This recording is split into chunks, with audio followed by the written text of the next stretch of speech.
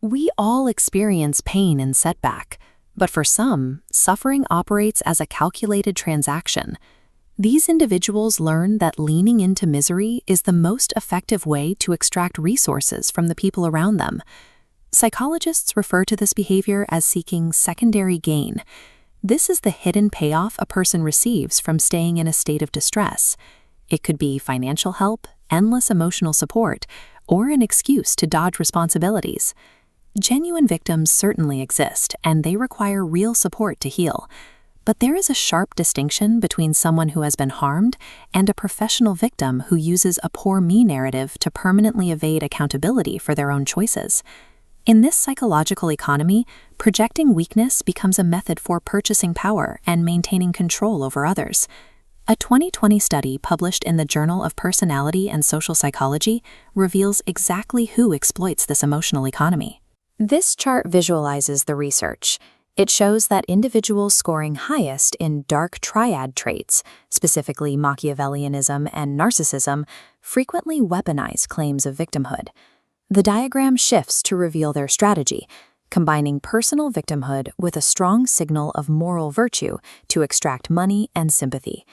The strategy creates a dangerous paradox. The individuals most willing to manipulate and exploit you are highly adept at camouflaging themselves as the most vulnerable people in the room. Not everyone playing the victim is running a conscious scam. In many cases, the brain simply gives up on its own.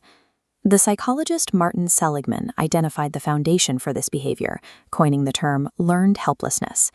He discovered that when a person endures a prolonged period where they have absolutely zero control over their environment, their biological survival programming stops trying to find solutions.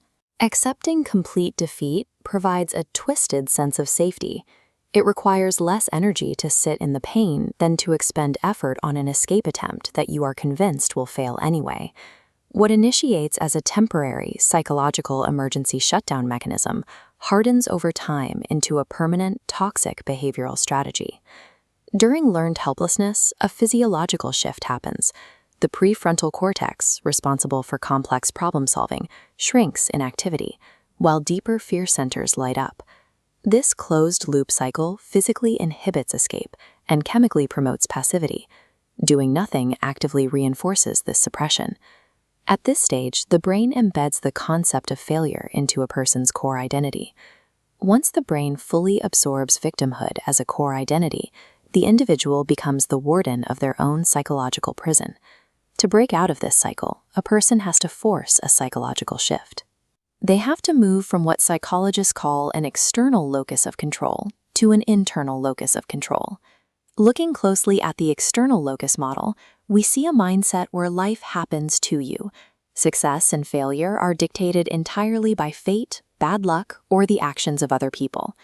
The internal locus model represents the exact opposite. It is the absolute belief that you dictate your own life, and that you are the sole author of your reactions to the world around you. Reclaiming your agency requires taking absolute ownership of every mistake and failure. The moment you stop blaming external forces, you transition from powerless to powerful. You can see this mastery of the internal locus practiced in the real world, along the banks of the river in Varanasi, India. Here, ascetics known as sadhus voluntarily endure severe physical suffering and material deprivation, yet they never adopt a victim mindset. This lifestyle demonstrates the ultimate internal locus of control, as they maintain a quiet, steady resolve even when the environment is punishing. Trading your personal agency for a few drops of sympathy is a transaction that guarantees lifelong weakness.